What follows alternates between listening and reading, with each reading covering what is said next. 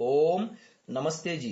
40वीं श्रव्य कणिका ऋग्वेदादि भाष्य भूमिका, लेखक महर्षि दयानंद जी सरस्वती। इस पर भाष्य है भूमिका भास्कर नाम से स्वामी विद्यानंद जी द्वारा लिखा हुआ, जिसकी अवतरणिका में हम वेदों में पुनरुक्ति दोष को लेकर के आपके समक्ष व्याख्यान कर रहे हैं। आज की चर्चा इसी में आगे बढ़ाते हैं। धातुओं के अनेक अर्थ होते हैं, इस कारण उस धातु से संबंध रखने वाले शब्द के भी अनेक अर्थ हो जाते हैं। जैसे अव धातु के 19 अर्थ होते हैं। अवरक्षण, गतिकांति, प्रीति, तृप्ति, अवगम, प्रवेश, श्रवण, स्वाम्यर्थ, याचन, क्रियेच्छा, दीप्त्य, वाप्त्या, लिंगन, हिंसा, दान, भाग, वृद्धिषु। तथा जहां भी गति अर्थक धातु होगी उसके ज्ञान, गमन और प्राप्ति, ये तीनों अर्थ होंगे। ऋग्वेद 1:3-7 में ओमासह पद के 19 अर्थ दिए हैं। इसी प्रकार एक शब्द भी अनेक धातुओं से निष्पन्न होता है। जैसे इंद्र पद भिन्न भिन्न धातुओं से निष्पन्न होकर प्रकरण अनुसार अनेक अर्थों में प्रयुक्त हुआ है। अतः एक सूक्त अथवा एक मंत्र में बार बार आने पर भी विभिन्न अर्थों का वाचक होने से उसे पुनरुक्त नहीं कहा जा सकता। ऋग्वेद 2:16-6 का एक मंत्र है, वृषाते वज्र उतते वृषा रथो वृषणा हरि वृषभाण्यायुधा वृष्णो मदस्य वृषभ त्वमीशिष इंद्र सोमस्य वृषभस्य तृष्णिः।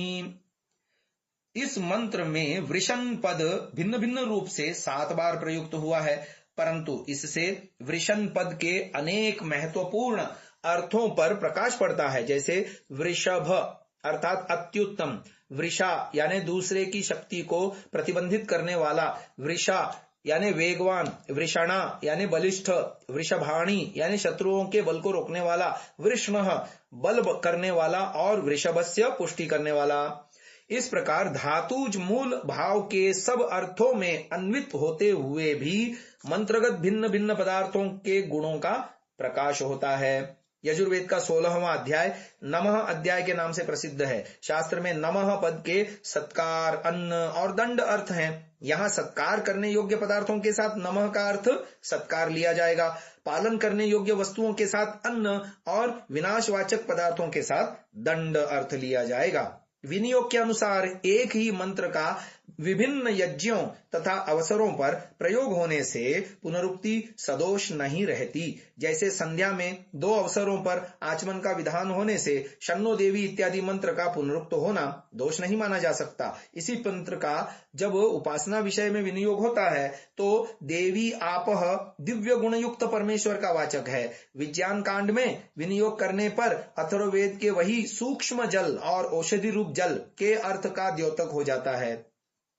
उपनयन संस्कार में पठित आपोहिष्टा मयो भुवः इत्यादि यजुर्वेद 36वें अध्याय का 14, 15, 16 मंत्र के 3 मंत्र विवाह संस्कार में भी विनियुक्त हुए हैं। मम व्रते ते हृदयम दधामि इत्यादि गृह सूत्र का यह मंत्र किंचित अंतर के साथ उपनयन, वेदारंभ तथा विवाह संस्कारों में प्रयुक्त हुआ है।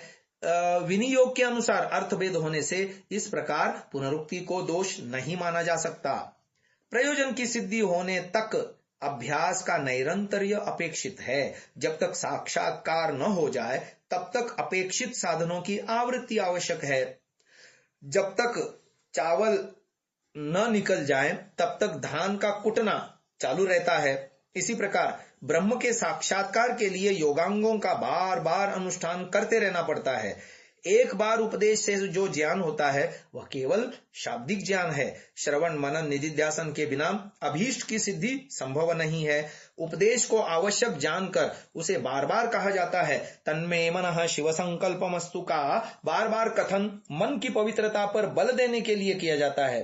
राष्ट्रदा राष्ट्रम में देही तथा अर्चन ननु स्वराज्यम जैसे वचनों की आवृत्ति राष्ट्रीयता तथा देशभक्ति की भावना को पुष्ट करने के लिए की गई है। तेभ्यो नमो, धिपतिभ्यो नमो आदि आदि जम्भे दद्म तक ये जो संध्या में बार बार पुनरावृत्त हुआ है, विभिन्न दिशाओं के पृथक पृथक अधिपति, रक्षिता तथा ईशव के साथ गुण, कर्म तथा सामर्थ्य को जानकर उसके न्याय में विश्वास तथा आत्मसमर्पण की भावना को सुदृढ़ करने का प्रयोजन है। उपदेष्टा के समान वेदों में उपदेष्टा परमेश्वर का बार बार उपदेश देना निष्प्रयोजन न होकर अभ्यासार्थ होने से पुनरुक्त होने पर भी अदोष है। अध्यापक जब किसी बात को अध्येता के मन में बद्धमूल करना चाहता है तो वह उसे कभी उन्हीं शब्दों में और कभी उस अर्थ के द्योतक भिन्न शब्दों में बार बार कहता है। महाभाष्य की संदर्भ पुनरुक्ति के विषय में वैयाकरणों का मत है कि आचार्य पतंजलि जिस विषय को अध्येताओं के हृदय में सम्यक प्रकार अंकित करना चाहते हैं तो उस विषय के पूरे संदर्भ प्रसंगानुसार अनेक बार दोहरते हैं। शबर स्वामी ने भी मीमांसा भाष्य में छात्रों के लाभार्थ की गई संदर्भ पुनरुक्ति को सार्थक माना है। महर्षि पतंजलि अस्य सूत्रस्य शाटकम वयेति इस दृष्टांत को अनेकत्र देते हैं। क्या उन्हें कोई और दृष्टांत नहीं मिल सकता था? परंतु एक ही दृष्टांत को बार बार देने से अध्यापन कार्य सरल हो जाता है, क्योंकि नए दृष्टांत को समझने में हर बार व्यर्थ ही अतिरिक्त परिश्रम करना पड़ता है। लोक में भी अध्यापक किसी बोध्य अर्थ को किन्हीं नियत शब्दों द्वारा एक बार बोलकर अध्यापन कार्य को संपन्न नहीं कर सकता। उसे कभी एक ही शब्द को अनेक बार कहकर और कभी विविध शब्दों व विविध विधियों द्वारा अपनी बात समझानी पड़ती है। छात्र को भी अपना अधीत पाठ शब्द तथा अर्थ दोनों रूप में बार बार बोलकर याद करना पड़ता है। यही शैली पूर्वेशामपि गुरुः परमेश्वर के उपदेश में भी यत्र तत्र दृष्टिगोचर होती है। इस प्रकार के बार बार कथन को शास्त्र में अभ्यास कहा गया है। अभ्यास पुनरुक्त दोष नहीं माना जाता, चाहे वह अध्यापक गुरु या उपदेष्टा के द्वारा हो अथवा अध्येता या उपदेश्य द्वारा। कभी कभी शब्द और अर्थ दोनों में समानता प्रतीत होती है, परंतु गंभीरता पूर्वक विचार करने पर अंतर स्पष्ट हो जाता है।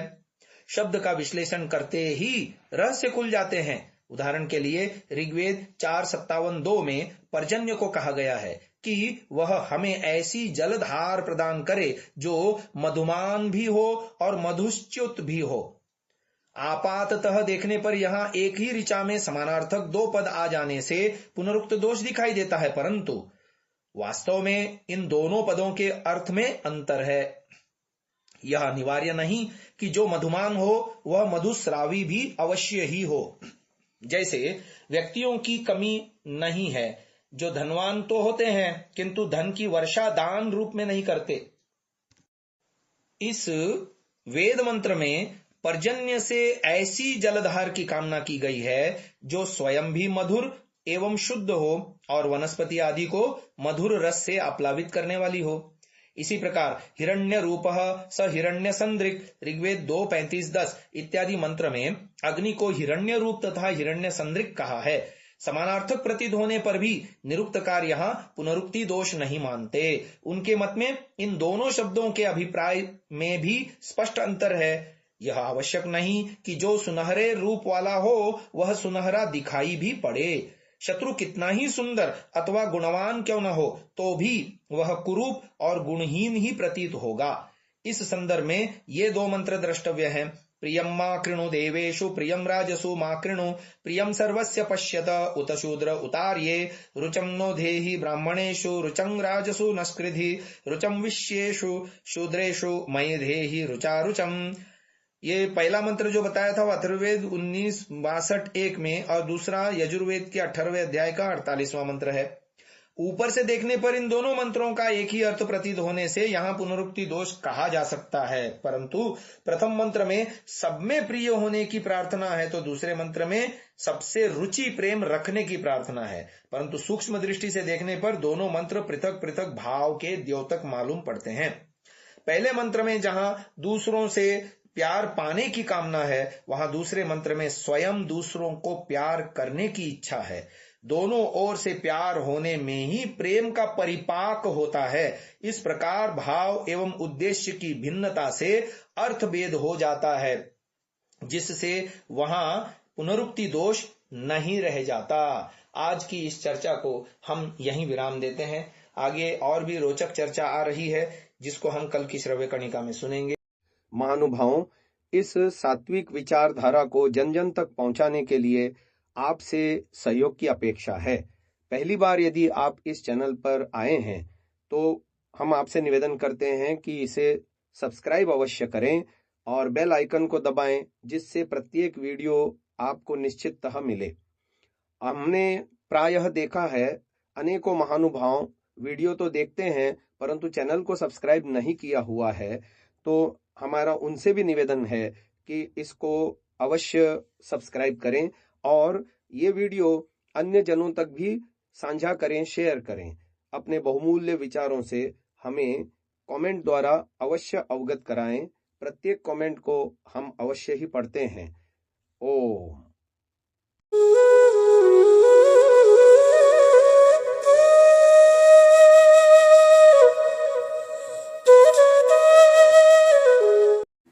डाउनलोड सांसा ऐप, आरवीरदल ऐप, विजिट sansa.org, rvirdal.in।